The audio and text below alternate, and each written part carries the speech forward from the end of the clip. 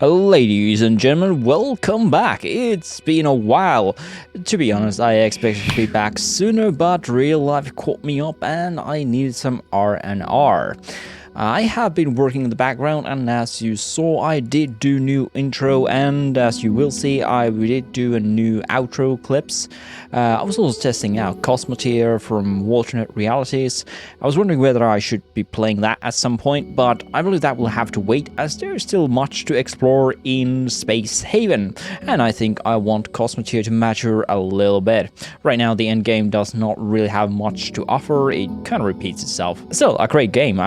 One that you should probably go and check out. Now, I have been looking forward to playing the Alpha 18 version of Spacehaven. To be honest, I was expecting it to be out already, but oh well. Better to take their time and not rush, give us a buggy mess. We've seen what happens with those games. My plan is to restore the game once Alpha 18 comes out, and I do expect that to happen real soon. So this will be the last on the Free to Space series we're doing here. So let's sit back and check what we accomplished and what may have been better for us.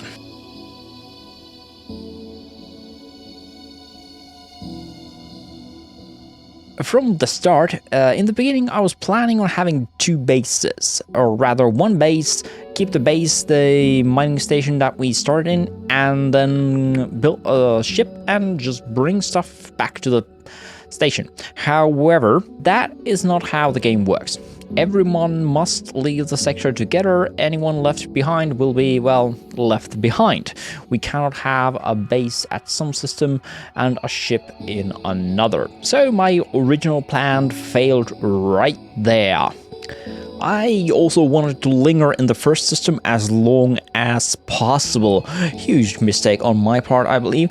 I checked some comments from other players, and the ideal way to play is to leave the sector as soon as possible and return to the sector with a load of resources. Then utilize the built-in factories and rebuild or change the ship design to accommodate the bigger design. And that is the plan for me in the next run. And it really does make sense. For example, I still do not have the item fabricator built, and I believe I had this thing on the mining facility. So we can't do that. A lot of these items were built on the mining station, and yeah, that's a problem, because we have done like half of the research, I think, or 1/3 at least of the research, but we really should have been able to build more of these, and I think that would have been possible if we had utilized the base better.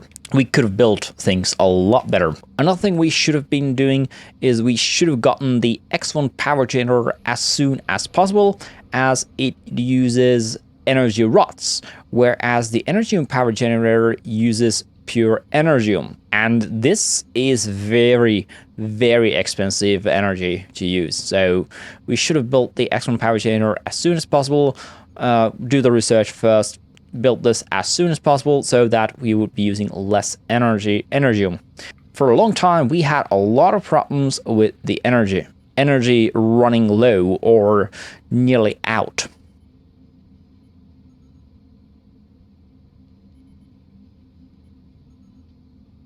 Of course, to build the solar panels, we need room, and we need a lot of room to build those things. However, that could have been possible with the assembler. I think we have an assembler on the mining facility, and it would allow us to make, from fabrics and steel plates, make the soft blocks, then from just simple steel plates, make hull blocks, and from steel plates and electronic components to make infra blocks. Checking the storage, I had enough materials to make 40 steel plates, and with those steel plates I could have made 80 hull blocks or 65 infra blocks with the assembler. So the assembler is a really essential piece of industry to have if you do not want to rely solely on derelicts.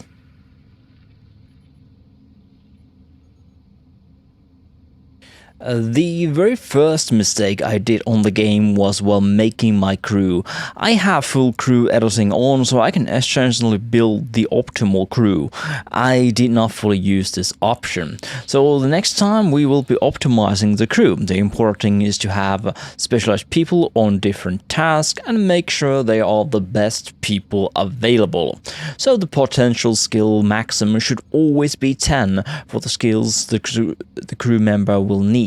So for example, the researcher in the crew should always have a maximum skill point potential for the research. Then we add as many skill points to the skill as we can afford. We need at least 4 crew members with weapon skills, 1 researcher, 1 botanist, 1 operator, 1 navigator, 1 miner, and as many industry and construction workers as we can have. Shields, gunnery, and piloting should not be forgotten either.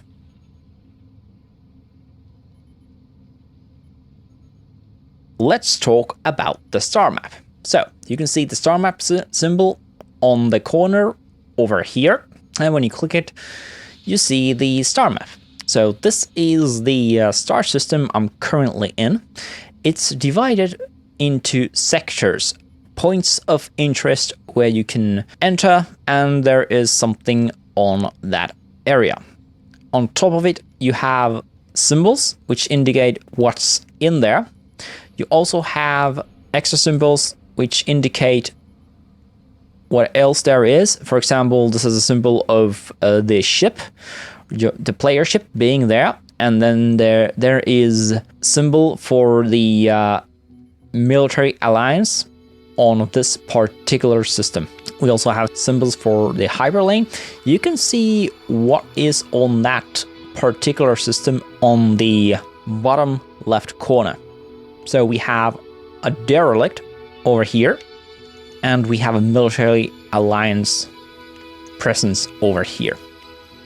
All right, when we go back on the scale, we can see the star system over here, and we can also see other star systems connected to this one. So over here on this star system, there's only one other star system connected to this. Scale up, we can see that there are these star system clusters over here. So on this particular system, there's only 2 star systems. However, this star system cluster, consisting of 2 star systems, is connected to 3 other star system clusters. And what's important to note is that once you go between star system clusters, you're going to need the hypersleep chamber, or your crew will have some penalties applied to them. Now, I do not have a hypersleep chamber. I don't even have the tech. The effects of the hypersleep illness depend on the difficulty level of the game. I was playing on medium difficulty, so the effects of the hypersleep illness were rather mild. There were some nausea, some illness, some unable to work. I was about to call it quits for this run and just wait for the Alpha 18 release, but then I thought, why not just play the game and learn as much as I can about it for future playthroughs. So the next stills are from the 6 hours of footage I took and what I learned about the game. First, I should rename the characters so that their roles are easily visible. This is what I do in other similar games. For example, Daddy here is the crew's medic and he's also in the away team. Later on, Teddy died from multiple wounds. Of course, I save-scummed and rescued him, but this proves that I do need to take care of the wounds my crew takes when taking over derelicts. We fought some robots in several sectors, and it was pretty cool when the waves just kept coming as the scout pods kept calling in more reinforcements.